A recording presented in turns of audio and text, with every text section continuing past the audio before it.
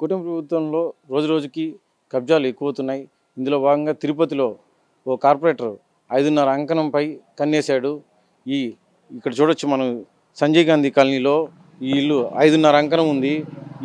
ఆయన ఎంతో కష్టం చేసి ఈ ఇల్లు కట్టుకోవాలనేసి అని చెప్పేసి ఆయన తినక మిగలబెట్టుకున్నారు. ఈయన కాంట్రాక్ట్ ఉద్యోగిగా కూడా పనిచేస్తున్నారు. ఇక్కడ మనం ఎంతో కష్టపడి ఇల్లుని కట్టుకోవాలనేసి అని చెప్పేసి మొదటగా ఈ 5.5 అంకణం పెట్టి ఈ స్థలాన్ని పాతబడ్డ ఇంటిని కొన్నారు. అయితే ఈ ఇల్లు కూడా ఇప్పుడు కూటమి నేతల కన్నుబడి కార్పొరేటర్ ఎవరనేది వారిని అడిగే తెలుసుకునే ప్రయత్నం చేద్దాం. అన్న, మీరేం చేస్తుంటారు? ఏం జరిగింది? కాంట్రాక్ట్ బేస్ కింద పనిచేస్తాను. కాంట్రాక్ట్ బేస్ కింద పనిచేస్తాను.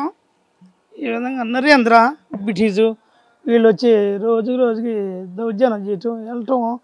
మీరు వెళ్తారా లేదా మేము చేయాల్సింది చేస్తాము, గుడ్లు ఇప్పి కొడతాము, పక్కేది నుంచి మనుషులు తీసుకొస్తాము, మీరు ఏం చేస్తారు అని చెప్పి వాళ్ళు ప్రెజర్ చేస్తున్నారు. నేను లేనప్పుడు ఆడవాళ్ళు వచ్చి ఎటెండెంట్ మాట్లాడేసిపోతూ ఉన్నారు. ఇప్పుడు నిన్న వచ్చి జేసీబీ పెట్టి గోడ దగ్గరగా తవ్వినారు. ఏమన్నా మాట్లాడితే మీ వల్లైంది మీరు చేసుకోండి, డిఎస్పీ మాకు తెలుసు, మేము ఏమైనా చేయగలుగుతాము అని చెప్పి మాట్లాడుతూ ఉన్నారు. ఇక్కడ ఈ యొక్క తిరుపతిలో మాకేమన్నా బతికేదానికి ఆలోచన ఉందా లేదా? మమ్మల్ని వీళ్ళు ఒక 3 ఏళ్ళుగా ఈ మారిగా వీళ్ళు ఎక్కువ ట్యాక్చర్ పెడతా ఉన్నారు. అప్పుడప్పుడు వచ్చి 3 నెలలకు ఒకసారి 2 నెలలకు ఒకసారి ఈ మారికి వచ్చి ట్యాక్చర్ పెట్టేది, వచ్చేది తోచేస్తామనేది. మీకు 2 పిల్లకాయలు ఉన్నారు, జాగ్రత్తగా చూసుకోండి, మీరు ఏమనుకుంటున్నారు, ఇవన్నీ మాత్రం మాట్లాడుతున్నారు. ఒక్కొక్కసారి ఒక్కొక్క బ్యాచ్ తోడుకు వస్తారు, వాళ్ళు ఏదంటే అది మాట్లాడుతున్నారు. దీనికి మూలకమైన కారణం మన బ్రిటిషు మన నరేంద్ర కార్పొరేటర్ అంట, సింగాల్ వీధి. ఇతను నా మీద ఎక్కువ ట్యాక్చర్ అయిపోతూ ఉన్నది. మాట్లాడితే నాకు అందరూ తెలుసు అంటాడు, నేను ఎవరితోనైనా మాట్లాడగలుగుతాను అంటాడు.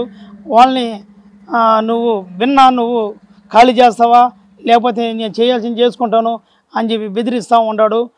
ఇక్కడ సమస్య ఎవరు చుట్టుపక్కల వాళ్ళందరూ కూడా అడిగి చూడండి. మా పరిస్థితి ఎక్కువ దారుణంగా ఉన్నది, ఎక్కువ రౌడీజం ఎక్కువైపోయింది తిరుపతిలో. దీన్ని బట్టి ఒకసారి మమ్మల్ని ఆలోచించండి. మా ఇల్లు చూడండి ఎట్లా ఉందో, నా పరిస్థితి చూడండి ఎట్లా ఉందో. మమ్మల్ని దారుణంగా హింసిస్తూ ఉన్నారు వీళ్ళు. 10 రోజులకు ఒకసారి వచ్చి ఈ విధంగా చేస్తే ఇదేనా ఈ ప్రభుత్వంలో మేము ఏమైనా చేయగలుగుతాము అనే సంగతి మన నరేంద్ర గారు మాట్లాడుతున్నాడు.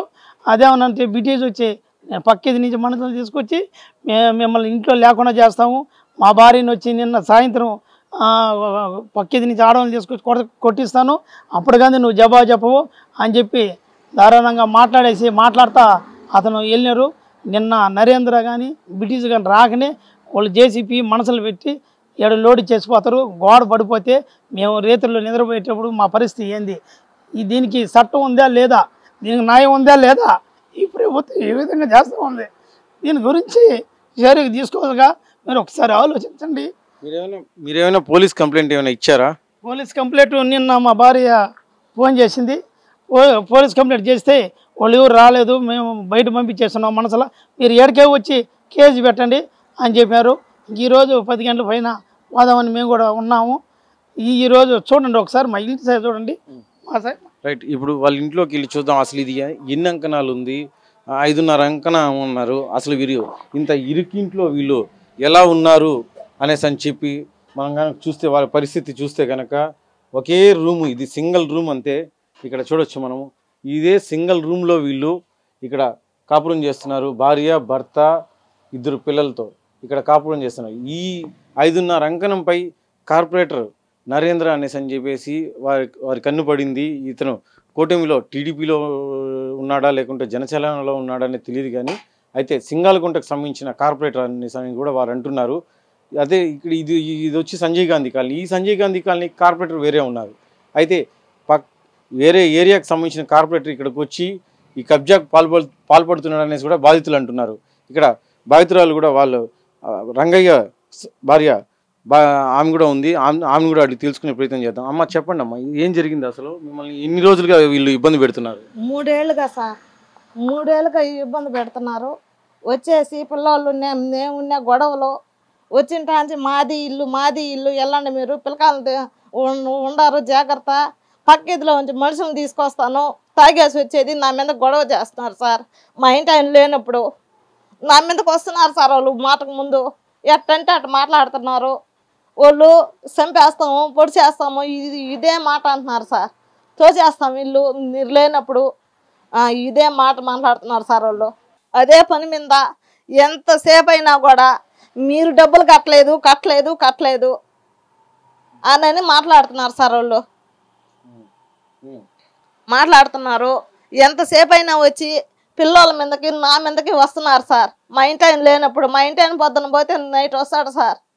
అది మాది పరిస్థితి. పిల్లకాయలు మేము ఎట్ట బతకాలి? ఇక్కడ డబ్బులు ఇచ్చేస్తున్నాం మేము. మాది మాకు చెందితే చాలు సార్. మాకు ఒకరిది మనకు వద్దు, మాది మాకు చాలు. అది వాళ్ళు వచ్చినారంటే ఎంతసేపు అయినా గొడవకే వస్తున్నారు సార్. ఇక్కడ ఎవరినైనా అడగండి మీరు. అంటే వాళ్ళు ఎవరి అండదండ చూసుకొని ఈ రకంగా దాడికి వస్తున్నారు మీ పైన? ఈ జాగాన్ని కబ్జా చేయాలనేసి చూస్తున్నారా? కబ్జా చేయాలనే సార్ వాళ్ళు.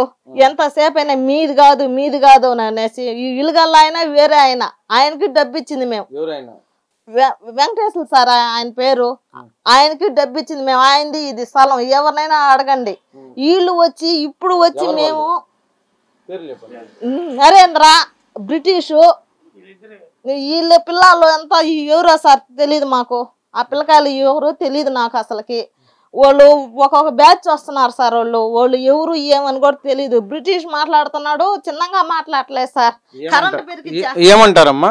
మిమ్మల్ని ఏమైనా రౌడీలు పెట్టి బెదిరించడం కానీ, లేదు మీ పిల్లల్ని ఏమైనా మీ పిల్లల్ని ఏమైనా చేస్తామనేసి అని చెప్పేసి బెదిరించారా? వాళ్ళు పిల్లలు నువ్వు ఉండారు జాగ్రత్త, నువ్వు ఉండవు జాగ్రత్త, మీరు జాగ్రత్తగా ఉంటే ఇక్కడ ఉండగలుగుతారు, వెళ్తారు మీరెందుకు మీదే ఇది కాదు కదా, ఎవరిదో మీరు ఎందుకు వచ్చాడు మాట్లాడుతున్నారు, డబ్బు ఇచ్చేస్తాము 2 లక్షలు వెళ్ళండి మీరు, లేకపోతే పిల్లలు ఉండారు జాగ్రత్త అని అంటున్నారు సార్ వాళ్ళు.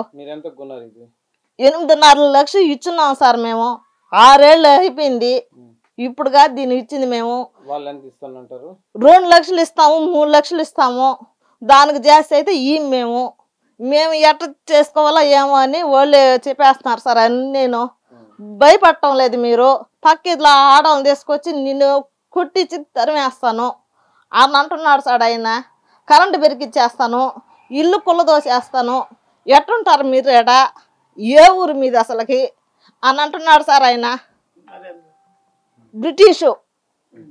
బ్రిటిష్ వచ్చి నిన్న తాగేసి వచ్చి నా మీద గొడవ పెట్టుకున్నాడు సార్. వచ్చి ఇక్కడ నిన్న సాయంత్రం 7:30కి. ప్రతి పేదవాడి ఇంటి కళ ఇల్లు, సొంత ఇల్లు అనేది వాడి కళ. అయితే సెంటు భూమి కన్నా తక్కువ ఉన్న ఈ 5.5 అంకణాన్ని కబ్జా చేయాలనేసి ఈరోజు కూటమికి సంబంధించిన నాయకులు, అదేవిధంగా కార్పొరేటర్ ఒకరు కబ్జా చేయాలనేసి అని చెప్పేసి ఈ స్థలాన్ని ఎలాగైనా కబ్జా చేయాలి, ఇది తిరుపతి నగరానికి నడిబొడ్డున ఉంది కనుక ఈ స్థలం విలువ ఎక్కువ కనుక దీన్ని కబ్జా చేసి వారు సొంతం చేసుకోవాలనేసి కూడా అనుకుంటున్నారు. ఇందులో భాగంగానే బాధితులు రంగయ్య ఆయన భార్యని కూడా బెదిరింపులకు గురి చేస్తూ మీ పిల్లల్ని, మీకు 2 పిల్లలు ఉన్నారు, వారు జాగ్రత్త, నీ ఎంత చూస్తాం అనేసి అని చెప్పి మిమ్మల్ని కొట్టి ఎలాగైనా బయట తోసేస్తాం అనేసి కూడా అంటున్నారు. అదేవిధంగా వీరు ఏరియాలో ఉన్న ఎవరి దగ్గరికి వెళ్ళినా కూడా వారితో మాట్లాడడానికి భయపడుతున్నారు. ఎందుకంటే వీరంతా కూడా ఒక గుంపుగా వచ్చి గంజాయి బ్యాచ్ని వాళ్ళని తీసుకొని వచ్చి ఇక్కడ దాడులకు తెగబడుతున్నారనేసి అని చెప్పేసి వాళ్ళు భయభ్రాంతులకు గురవుతున్నారు. దీనిపై పోలీసులకు ఫిర్యాదు చేయాలనేసి అంటే కూడా అక్కడ కూడా పట్టించుకొని పరిస్థితి ఉందనేసి కూడా అంటున్నారు.